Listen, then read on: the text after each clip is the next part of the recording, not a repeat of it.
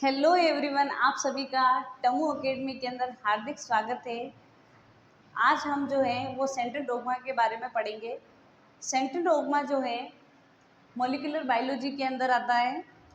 ये जो है डीएनए के रेप्लिकेशन के बारे में बताता है कि हमारी बॉडी में जो डीएनए है, हमारा जो जेनेटिक मटेरियल है, वो कैसे रेप्लिकेट करके प्रोटीन का फॉर्मेशन करता है। इसके बारे में हम इसमें जानकारी कलेक्ट करेंगे। इस बारे में सबसे पहले सेंट्रल डोग्मा के बारे में सबसे पहले प्रपोज किया था फ्रांसिस क्रिक ने 1957 के अंदर। ये जो है वो जेनेटिक इन्फॉर्मेशन के फ्लो को स्पेसिफिक डायरेक्शन में होता है उसको बताता है। ये जो है सेंट्रल डोग्मा ये 3 प्रोसेसेस में कंप्लीट होता है। फर्स्ट प्रोसेस होती है डीएनए के रेप्लिकेशन की, मतलब डीएनए से डीएनए का बनना। पहले जो एग्जिस्टिंग डीएनए है इससे नए डीएनए का बनना। फिर जो डीएनए हमारा बना है, नया जो डीएनए है, उसमें ट्रांसक्रिप्शन होगा और एमआरएनए बनेगा। एमआरएनए मैसेंजर आरएनए बनेगा। मैसेंजर आरएनए फिर क्या करेगा, ट्रांसलेशन करेगा और प्रोटीन का फॉर्मेशन करेगा। और इस तरीके से हमारे बॉडी के अंदर प्रोटीन्स का फॉर्मेशन होता है हमारे जेनेटिक मटेरियल डीएनए से। ये जो है वो 3 प्रोसेस में कंप्लीट होता है। फर्स्ट प्रोसेस है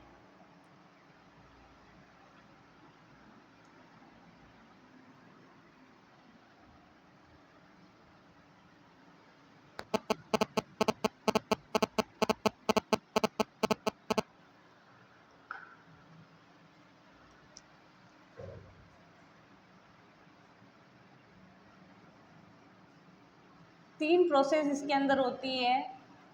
पहली प्रोसेस है रेप्लिकेशन,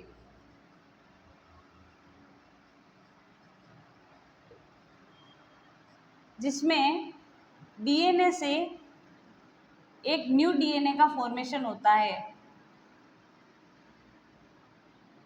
दूसरी प्रोसेस होती है ट्रांसक्रिप्शन। ट्रांसक्रिप्शन इसमें डीएनए से हेटेरोजीनस एमआरएनए बनता है। ये हेटेरोजीनस एमआरएनए आगे चलकर एमआरएनए का फॉर्मेशन करता है। And then next last step, third step, translation. इस स्टेप के अंदर एमआरएनए से प्रोटीन का फॉर्मेशन होता है। हमारे बॉडी के अंदर जितने भी वेरियस टाइप के प्रोटीन्स हैं, उन सभी का फॉर्मेशन इसी सेंट्रल डोग्मा के थ्रू होता है। Thank you so much. Now next हम पढ़ेंगे some enzyme involve in DNA replication and their function. कुछ एंजाइम जो है वो डीएनए रेप्लिकेशन के अंदर इस्तेमाल किए जाते हैं और उनके क्या काम है, क्या फंक्शन है, उसके बारे में हम स्टडी करेंगे। हम जानते हैं कि डीएनए जो है एक डबल हेलिक्स स्ट्रक्चर है या डबल स्ट्रैंडेड डीएनए है, उसको कन्वर्ट करना है हमें सिंगल स्ट्रैंडेड डीएनए के अंदर। तो इसके लिए हम सबसे पहला एंजाइम इस्तेमाल करेंगे हेलिकेज एंजाइम, जो क्या काम करेगा, अनवाइंडिंग द डीएनए हेलिक्स। जो डीएनए हेलिक्स है उसको अनवाइंड करने का काम करेगा।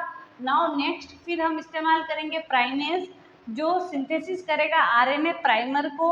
एंड नेक्स्ट हम डीएनए पॉलीमरेज थर्ड का इस्तेमाल करेंगे। ये डीएनए पॉलीमरेज थर्ड जो है, जो सिंगल स्ट्रैंडेड डीएनए हमारे पास बना है वहाँ पर नए जो है बेसेस को ऐड करने का काम करेगा और न्यू चेन का फॉर्मेशन करेगा। साथ ही प्रूफ रीडिंग करेगा कि पुरानी जो चेन है उसमें कोई मिस्टेक, जो जब न्यूक्लियोटाइड्स जुड़ रहे हैं तब कोई मिस्टेक तो नहीं है, तो प्रूफ रीडिंग का भी काम करेगा।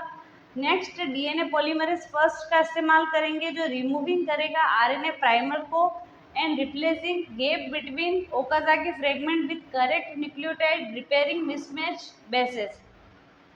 जो डीएनए पॉलीमरेज फर्स्ट है वो आरएनए प्राइमर को रिमूव करेगा और ओकाजाकी फ्रेगमेंट्स के बीच में जो गैप का फॉर्मेशन हुआ है उस गैप को क्या करेगा, खत्म करने का काम करेगा।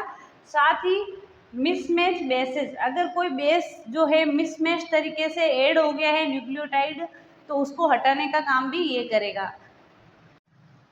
नेक्स्ट एंजाइम है लाइगेज। ये एंजाइम क्या करेगा, final binding of nicks in DNA during synthesis and repair. जो डीएनए बन गया है, अब उन डीएनए के खंडों को जोड़ने के लिए जो काम करेगा वो लाइगेज करेगा, एंड गायरेज जो है सुपर कोइलिंग का काम करेगा।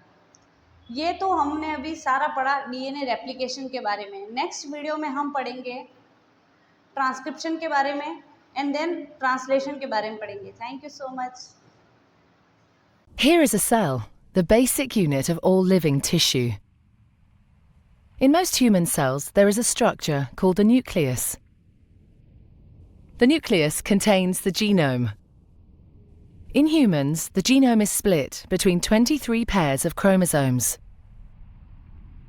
Each chromosome contains a long strand of DNA, tightly packaged around proteins called histones. Within the DNA are sections called genes. These genes contain the instructions for making proteins. When a gene is switched on, an enzyme called RNA polymerase attaches to the start of the gene. It moves along the DNA, making a strand of messenger RNA out of free bases in the nucleus. The DNA code determines the order in which the free bases are added to the messenger RNA. This process is called transcription.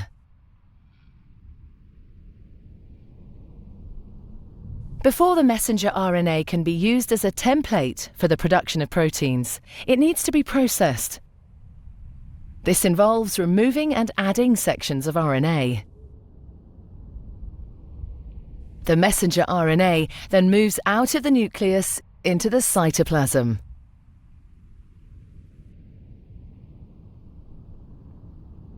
Protein factories in the cytoplasm, called ribosomes, bind to the messenger RNA.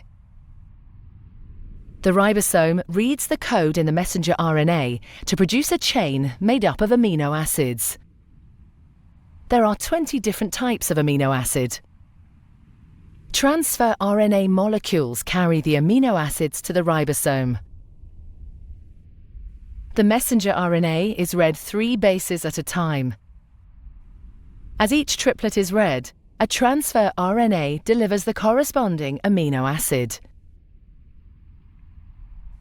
This is added to a growing chain of amino acids. Once the last amino acid has been added, the chain folds into a complex 3D shape to form the protein. Tamu academy को like, share और subscribe करके अपनी तैयारी को मजबूत करें। अभी subscribe करें और अपनी सफलता की दिशा में पहला कदम उठाएं।